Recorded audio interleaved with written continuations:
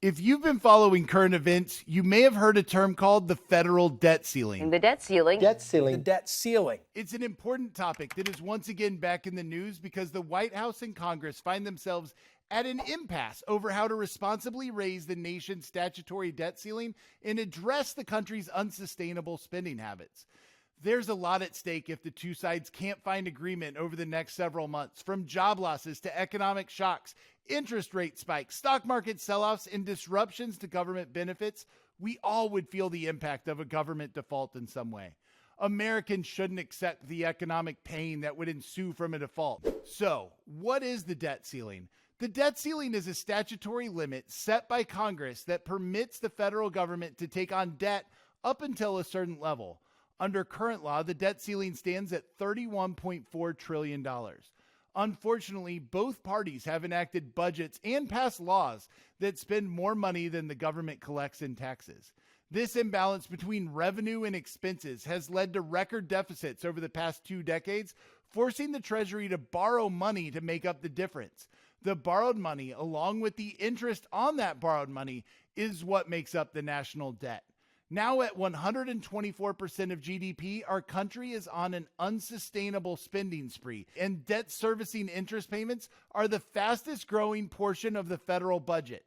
It is also important to note that the debt limit is not a forward-looking policy. It has nothing to do with new spending. It only allows the federal government to pay for its existing financial obligations. Rather, it reflects the spending and revenue decisions debated and enacted in prior years. In short, it ensures the federal government can meet its financial obligations. And in January of this year, we actually hit the debt ceiling, and Treasury began taking extraordinary measures to continue fulfilling the government's fiscal obligations. The Treasury expects that these measures will be able to avoid a default through at least early June. But to avoid a government default after that, Congress, in conjunction with the president, must agree to statutorily raise the debt ceiling. If Congress and the president are unable to agree on a plan to raise the debt ceiling by X date, or in non-Beltway speak, the date on which the federal government would run out of money and trigger a default, then an array of negative economic consequences would be felt throughout the U.S. economy. What does this all mean for the nation's debt? America's always paid its bills, and a default would be unprecedented. With a perfect credit rating, U.S. bonds are among the safest investments anywhere in the world. However, if the debt ceiling is not raised and the government is forced to default, then Treasury bonds would no longer be viewed as risk-free to investors. Even the persistent threat of default, as the rating agency Fitch noted, that repeated near-default episodes would erode confidence in the U.S. and may affect the country's credit.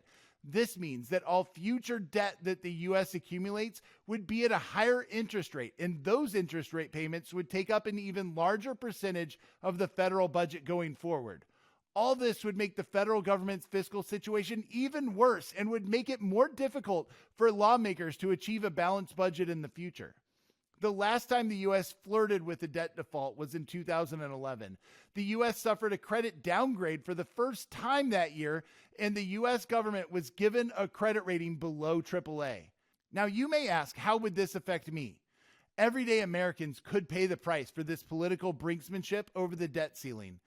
In the event of a default, not only would the interest rate for government debt go up, so too would all American debt.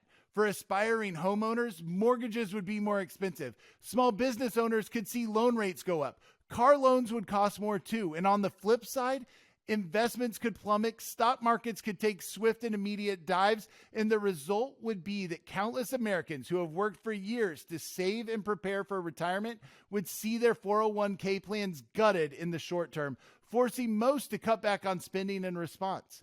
Given the high risk of a potential government default to the U.S. economy, everyday Americans, and the fiscal security of the government, both sides need to work together to find a reasonable and responsible solution that protects the economic stability of the country while putting us on a stronger fiscal footing. Both sides must agree that a default is completely off the table.